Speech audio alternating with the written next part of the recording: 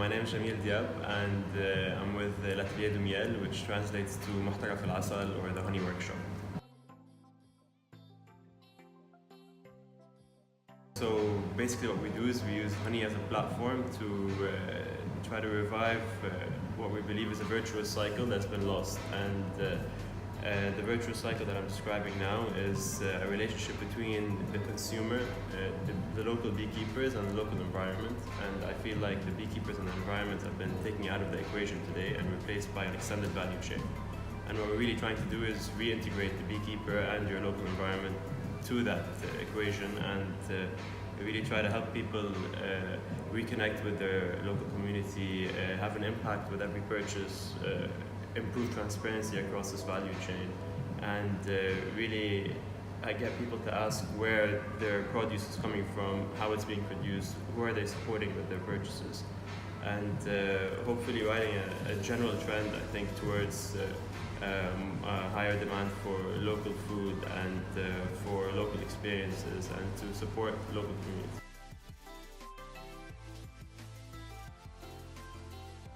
Okay, so we were actually reached out to by Savour beginning of August, and we had already heard about it before, but didn't think to apply yet.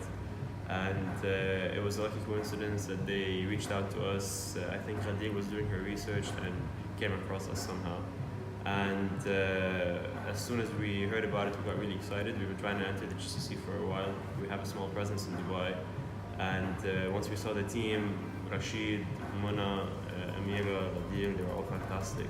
When we saw the rest of the cohort and heard the people that are applying, we got really excited as well.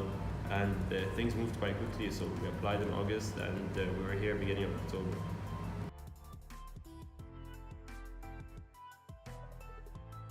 We're already participating in the incubator in France and Paris, and we were actually accelerated through an organization called Agritech in Lebanon, which is I think partially how Ghadir and Amira found us. So Agritech also focuses on food-related startups. So this is really up our alley, and we definitely wanted this sort of support coming into the region because we have a lot of gaps.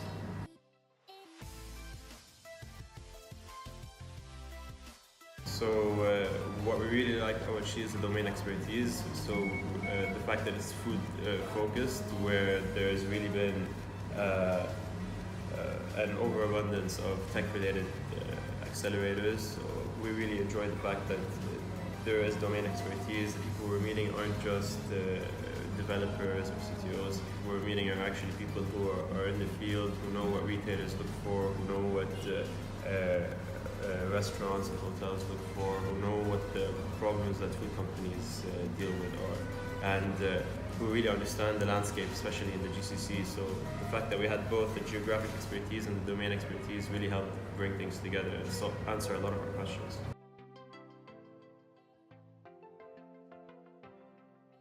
The time we spent not only with the Savour team, but also with Lina, who was from Creative Startups, it was fantastic.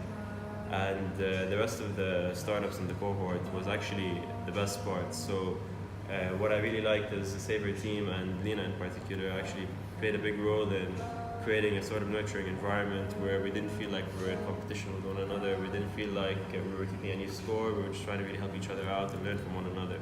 And it was really exciting to see. We had people from different countries around the region doing very different things, but all suffering from very similar problems, which was a bit comforting, you can say.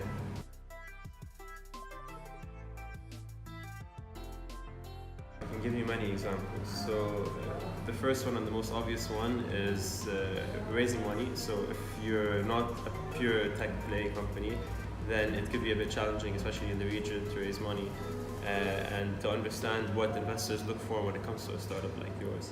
And while we had raised a bit of money, it wasn't enough for us to really get a sense of, on a regional or a global level, what do investors expect from us today? And how can we position ourselves as a venture capital play when we don't have necessarily the same hype around us in terms of relative technology. And they really helped us really figure out how to frame ourselves as a high growth company and how to expand our boundaries in terms of what we can be and how fast we can grow, and what kind of support we should expect from an investor or a partner.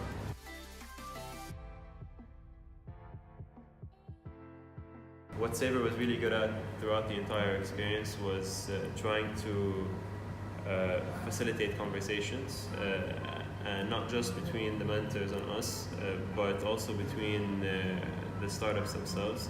And this really helped solve a lot of small problems that you wouldn't expect along the way, things that you don't really face until you get on the ground. And the fact that we had so many mentors that were coming in that were all entrepreneurs themselves, so not just people who had a very great background in a specific domain, which a lot of them did, but also the fact that they were trying to capitalize on that background by developing their own businesses in the region as well. They seem to be 2 or 3 steps ahead of us in many different things, which really helped because they really gave us visibility in terms of what we can expect, and they gave us tips and tricks that I think would save us a lot of time and effort and money along the way. So we really appreciated that. Something I didn't talk about enough, the network of mentors that they had and the people they introduced us to is insane. There's no other way to put it. They were great, fantastic, not something you'd expect.